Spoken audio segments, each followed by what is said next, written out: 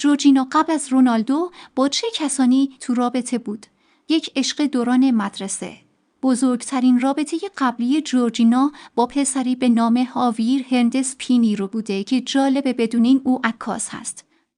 و آنها وقتی هر دو 13 ساله بودند با هم آشنا شدند و رابطهشان تقریباً 5 سال ادامه داشته. یعنی از حدود 13 تا 18 سالگی. دو رابطه با فردی که به او کمک مالی میکرد. بعضی گزارش ها میگن که پیش از آشنایی با رونالدو، جورجینا با مردی بوده که هویتش افشا نشده.